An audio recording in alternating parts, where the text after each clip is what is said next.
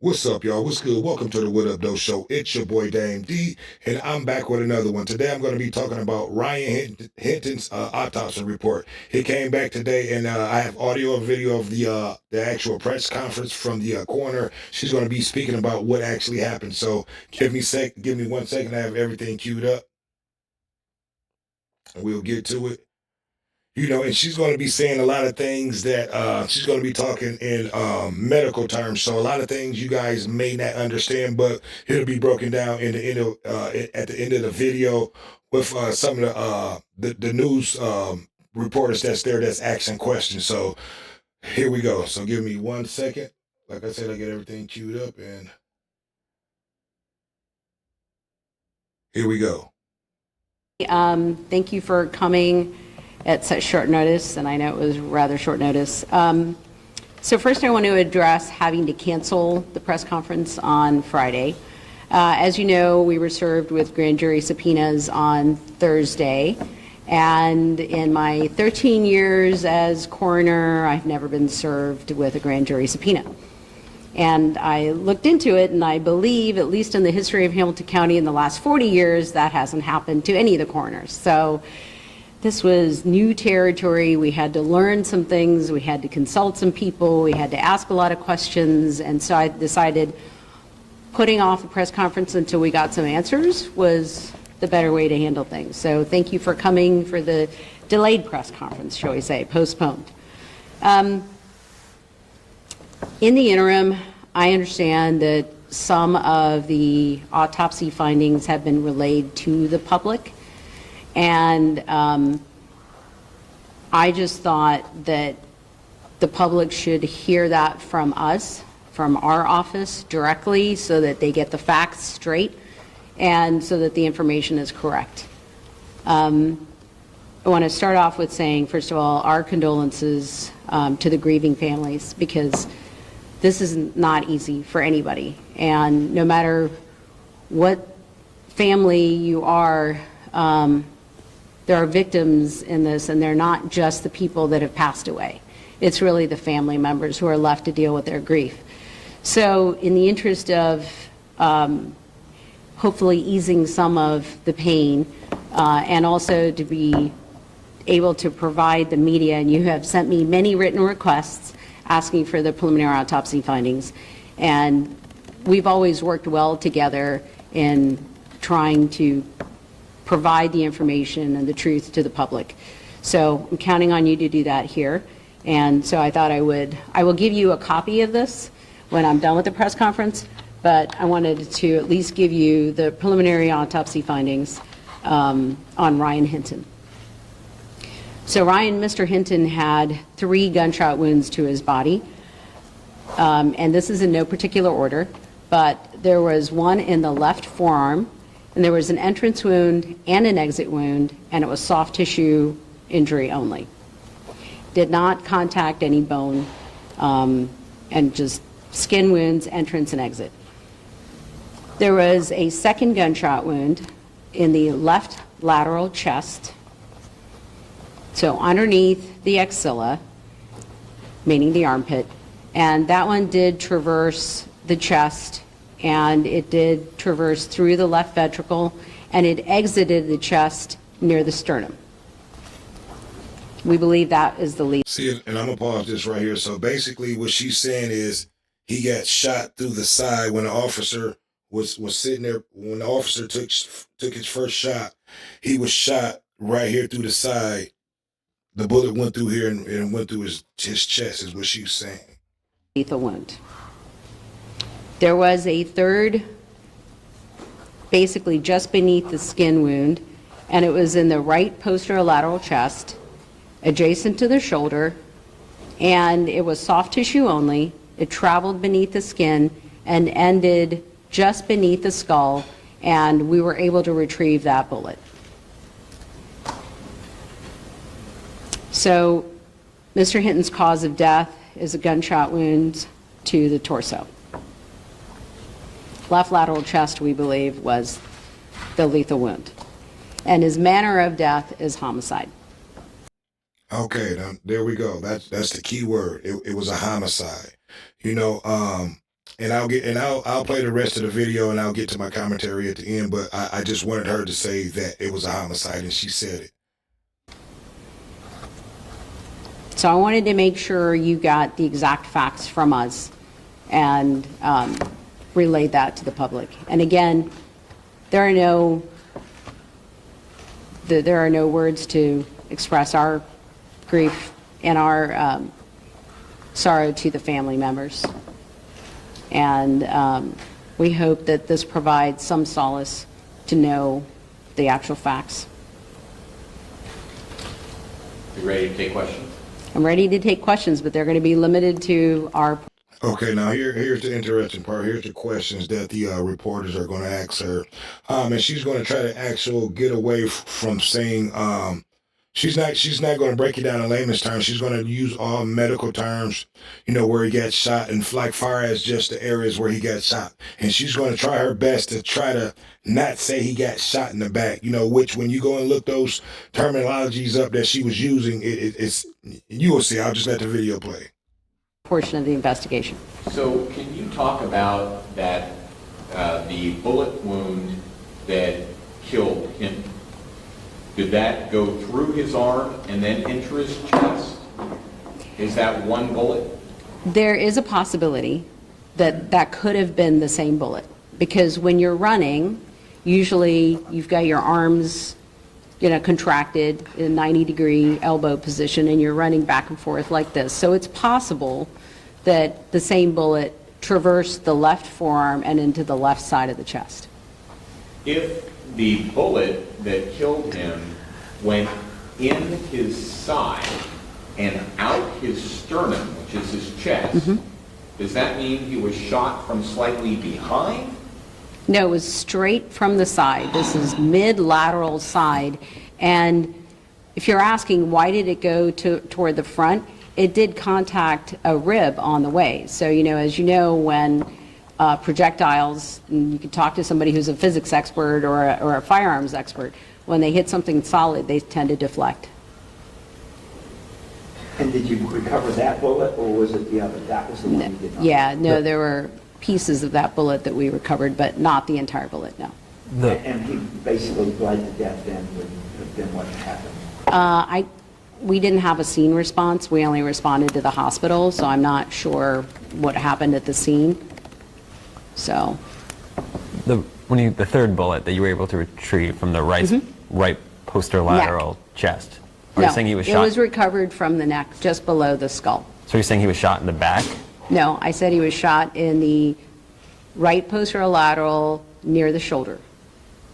Almost that angle that you see in that body cam. I cannot comment on the body cam. First of all, there was so much motion, and I am not a body cam expert, and I get a little motion sick anyway, so that's not my cup of tea. So you're going to have to ask somebody about the body cam footage.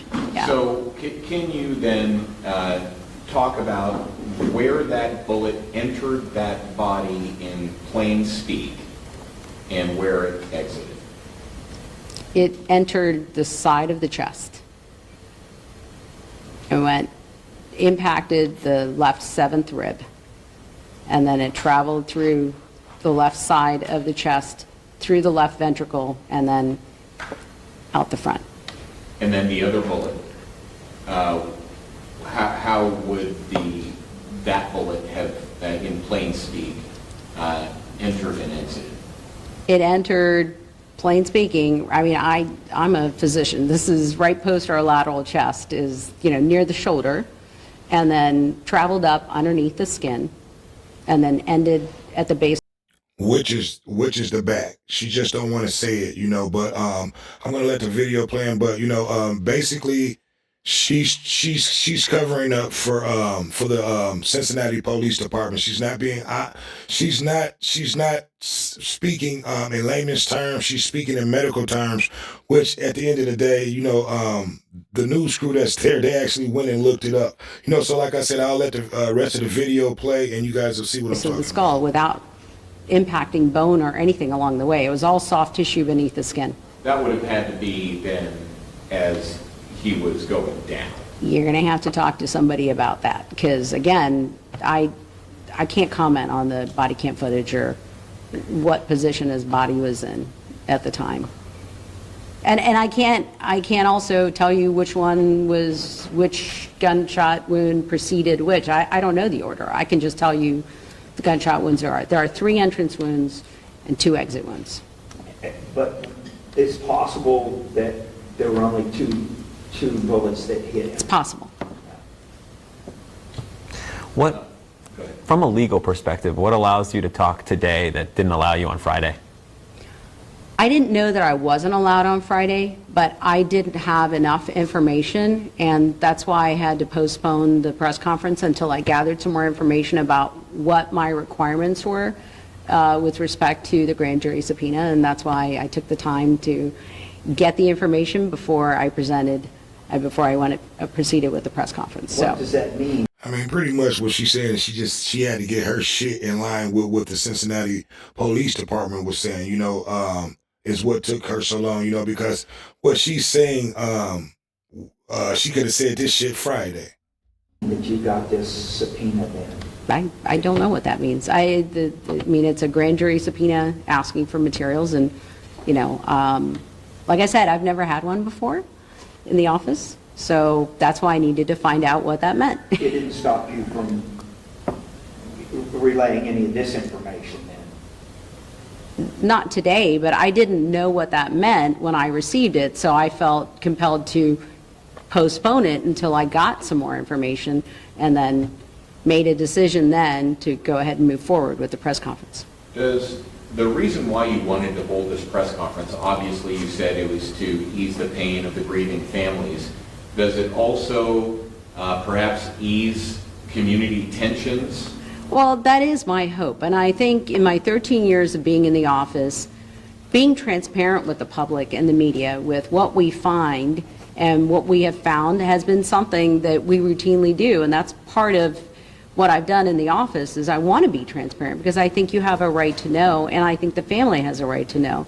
And so we wanted to present you with the actual facts and not have conjecture out there with somebody saying this and somebody saying this, and and it's all confusing, and then the tensions are going up. So let me provide you with the actual facts, and that's what we are doing here.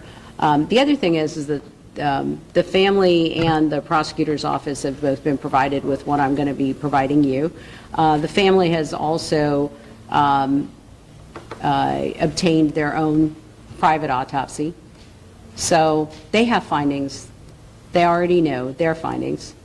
I'm sure that's been shared with them. So this is what we found in our office. What day do you report to the grand jury? I don't think I'm allowed to discuss that. Can you kind of just, like Dave, can you kind of point to where it is on the body? You know what? I didn't do the autopsy, so I'm looking at the report, and Is that going to be on what you give us, like the exact spot where it is? No, we don't do diagrams or anything like that. I mean, that will be provided, I'm sure, in court. I'm not thinking like this area, and then the other one is like here or here. I'm a little confused on exactly where. This is what I got from our pathologist. Yeah. So. When did you finish the autopsy, and what was that communication with the police department?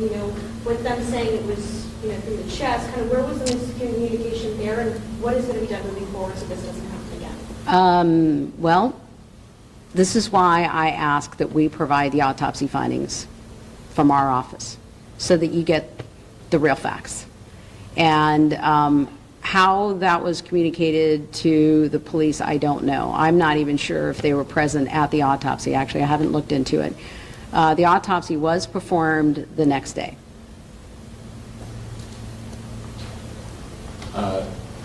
It's possible, obviously, that the police were just relaying what they observed as opposed to autopsy results. It's possible. And I don't know, like I said, they might have been present for the autopsy, I'm not sure. But we also don't, even though you all request it, we don't give you autopsy findings the day that we do them. Because there's a fair amount of looking at all the information, looking at scene photos if there are any, looking at the other evidence that we're provided with before we even put together preliminary autopsy findings. And so we don't want to present you with something that we then have to retract later. Prosecutor Pillage said that she, Well, my question to that is, why would the Cincinnati Police Department go, live on air and talk about what happened, without having the findings of the autopsy report, unless they already knew the autopsy report at that time when they had their press conference? after you canceled the last press conference, Prosecutor Pillage said that she wanted all of the information gathered and she wanted to put that out with your autopsy results all at one time. Obviously, this subverts that. It precludes that from happening. What are your thoughts in reference to that? Well, number one, since you're all familiar with Ohio Revised Code 313.10D, which governs how we provide information to the media when the media provides us with written request. Up until recently, that stated the coroner shall provide preliminary autopsy findings, photos, et cetera, for you to view in a timely manner. And we have always done that in the past. And in this particular case, the language now has changed to may, but we thought it was important for you to have it since you've all provided me with so many written requests for access to that. And we have always been transparent with the public in our findings. We're a scientific organization as well as a healthcare organization. And I think the public expects nothing less from us. And that's what we try and do. But we also don't want to provide it so quickly that we haven't had a chance to look at all of the evidence that we have. So our portion of the investigation, this is what we've concluded. Yes, there's still preliminary autopsy findings because there's still a few more things that need to be done, like looking at microscope slides and, confirming all the laboratory tests. But Did you get the toxicology back? yes, And did that show anything in the system? yes, it did. But does that really affect what happened with? Well, I was just wondering, are you able to tell us what that was?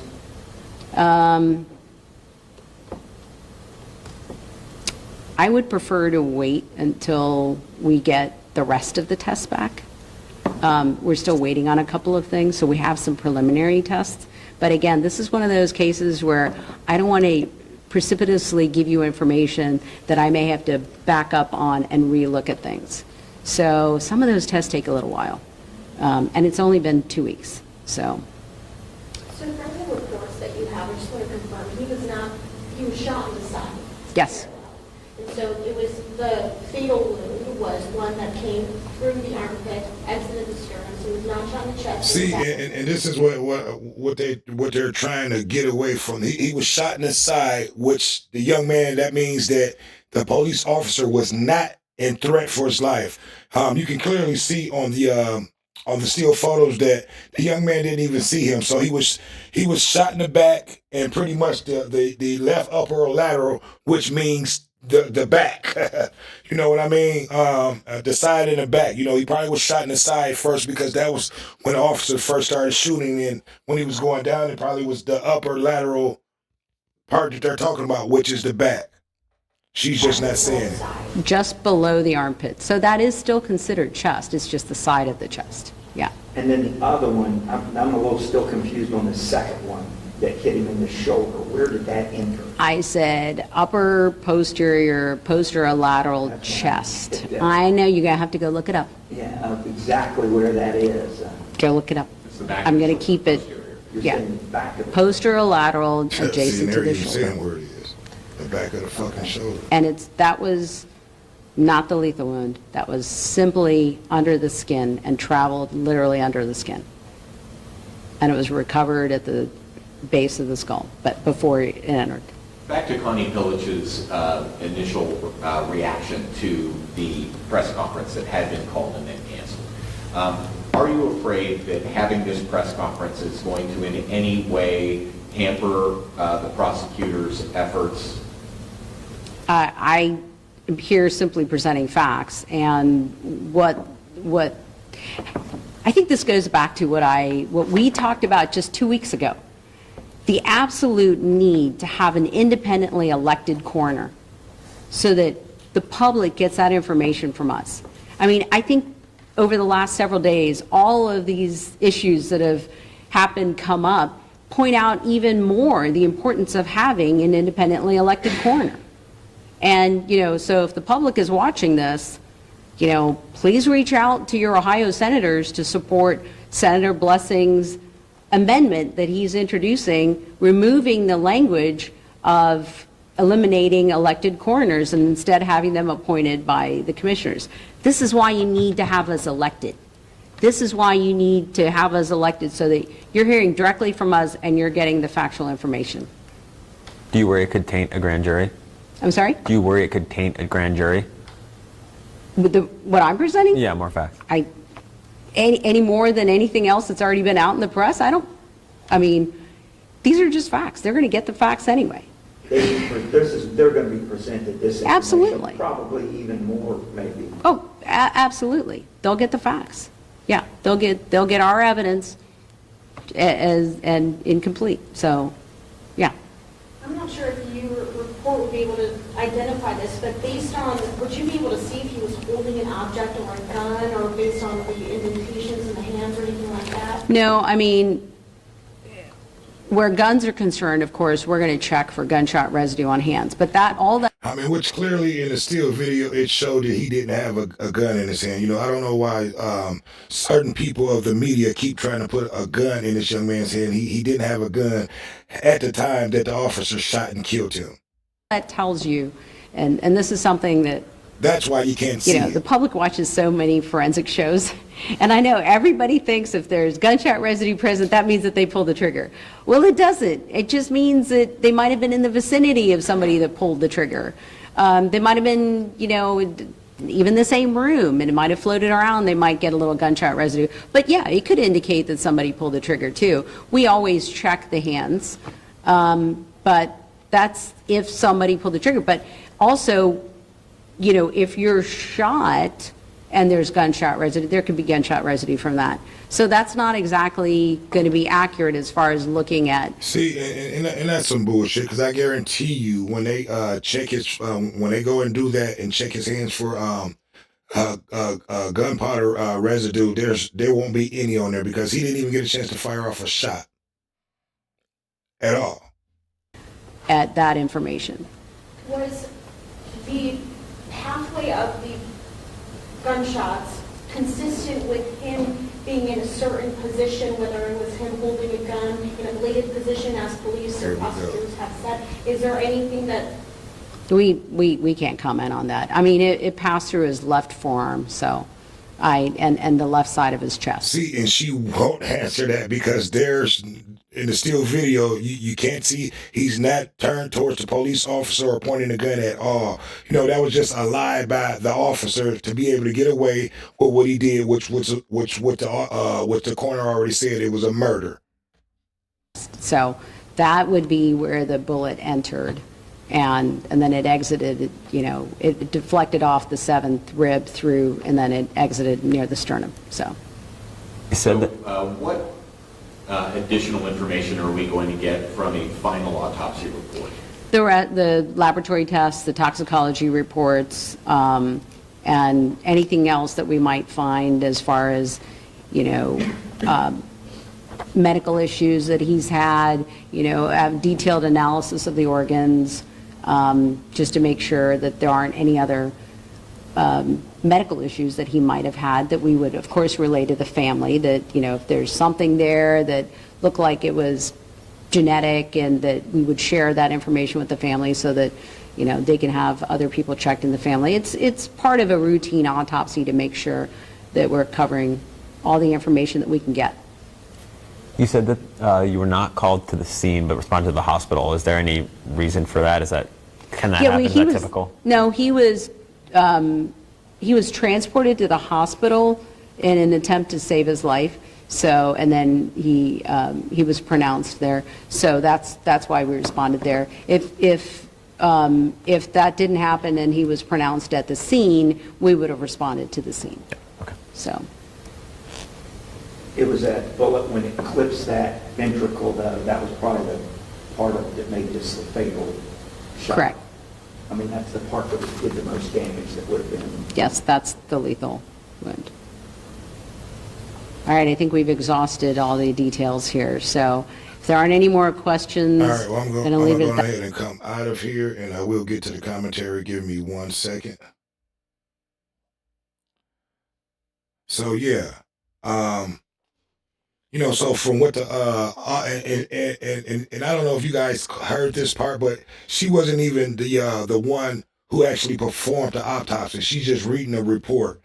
You know what I mean? So it's a little bit of covering up from her too. But I can't wait till the family of Ryan Hinton family has their doctors do their autopsy report, so we can hear their part. You know what I mean? So I need for you guys to like, comment, subscribe, and share. Tell me what you think about this whole autopsy report. To me, like I said, she's reading things in medical terminology, so therefore most people who don't know what she's talking about won't understand what she's actually talking about. But when you look it up, which it was looked up, I looked at another video that it wasn't included in this one, but when you look up what she's saying, basically he was shot in the upper lateral, which is the back. She just didn't want to say it. You know what I mean? So it's definitely been a cover up. And I'm probably going to do a show, a live panel on this conversation in this topic. So I need for you guys to give me your opinion. Tell me what you think. Do you think they're still trying to cover up with this autopsy report? You heard it. Let me know what you think. It's your boy Dan D, and we are out. Peace.